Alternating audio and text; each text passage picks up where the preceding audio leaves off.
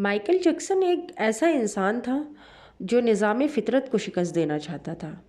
اسے 4 چیزوں سے سخت نفرت تھی۔ اسے اپنے سیاہ رنگ سے نفرت تھی، وہ گوروں کی طرح دکھائی دینا چاہتا تھا۔ اسے گمنامی سے نفرت تھی، وہ دنیا کا مشہور ترین شخص بننا چاہتا تھا۔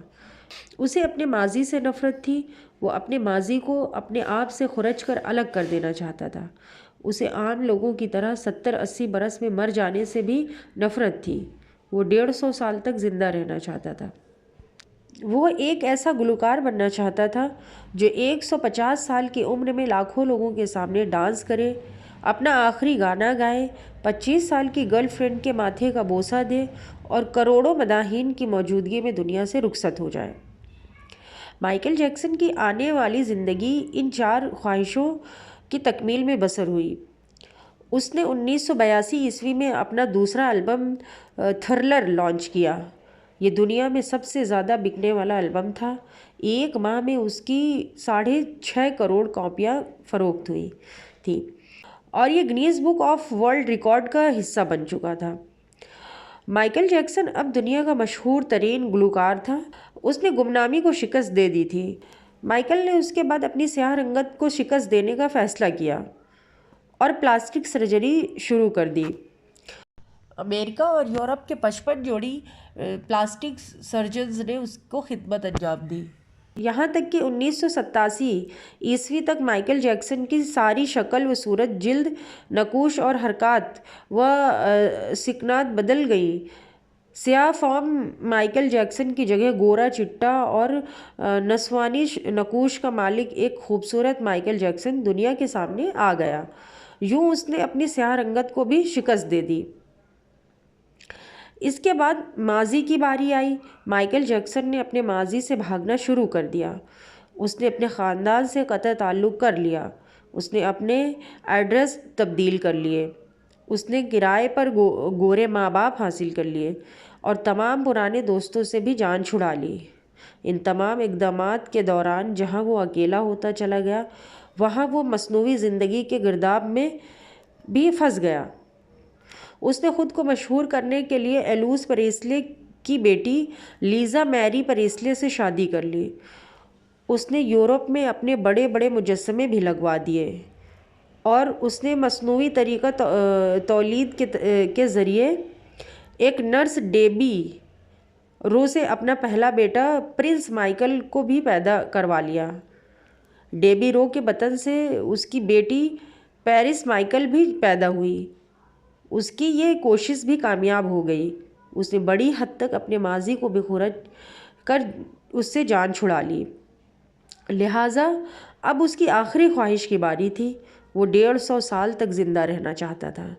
مائیکل جیکسن طویل عمر پانے کے دلچسپ حرکتیں کرتا تھا۔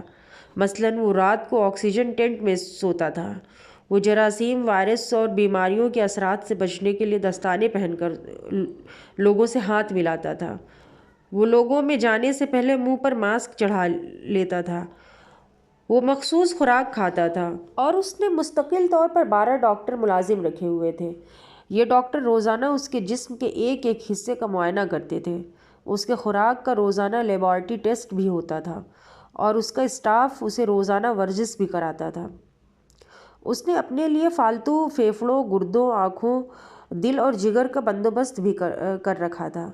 یہ وہ ڈونر تھے جن کا تمام اخراجات مائیکل اٹھا رہا تھا اور ان ڈونرز کے بوقت ضرورت اپنے اعضاء اسے عطا کر دینا تھے۔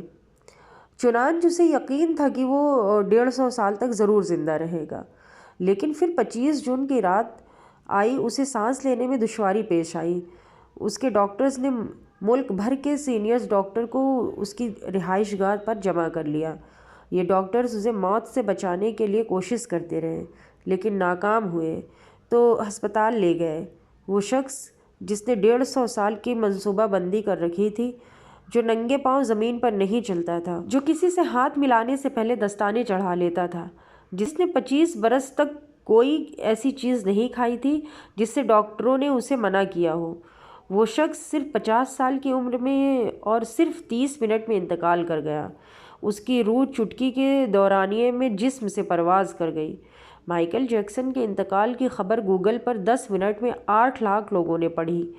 یہ گوگل کی تاریخ کا ریکارڈ تھا اور اس ہیوی ٹریفک کی وجہ سے گوگل کا سسٹم بیٹھ گیا اور کمپنی کو 25 منٹ تک اپنے صارفین سے معذرت کرنی پڑی۔ مائیکل جیکسن کا پوسٹ مارٹم ہوا تو پتہ چلا کہ بہت زیادہ احتیاط کی وجہ سے اس کا جسم ڈھانچہ بن چکا تھا۔ وہ سر سے گنجا ہو چکا تھا، اس کی پسلیاں ٹوٹی ہوئی تھیں، اس کے کولہے، کندھے، پسلیوں اور ٹانگوں پر سوئیوں کے بے تحاشا نشان تھے۔ وہ پلاسٹک سرجری کی وجہ سے پین کلرز کا محتاج ہو چکا تھا، چنانچہ وہ روزانہ درجنوں انجیکشن لگواتا تھا، لیکن یہ انجیکشن، یہ احتیاط اور یہ ڈاکٹرز بھی اسے موت سے نہیں بچا سکے، اور وہ ایک دن چپ چاپ اس دنیا سے چلا گیا۔ یوں اس کی آخری خواہش پوری نہ ہو سکی۔ مائیکل جیکسن کی موت ایک اعلان ہے۔ انسان پورے دنیا کو فتح کر سکتا ہے، لیکن وہ اپنی موت کو شکست نہیں دے سکتا۔ وہ موت اور اس موت کے لکھنے والے کا مقابلہ نہیں کر سکتا۔ چنانچہ کوئی راک اسٹار ہو یا فرعون، وہ 2 ٹن مٹی کے بوجھ سے نہیں بچ سکتا۔ وہ موت کو شکست نہیں دے سکتا۔ لیکن حیرت کہ ہم مائیکل جیکسن کے انجام کے بعد بھی خود کو فولاد کا انسان سمجھتے ہیں۔ ہمارا خیال ہے کہ ہم موت کو دھوکہ دے دیں گے، ہم 150 سال تک ضرور زندہ رہیں گے۔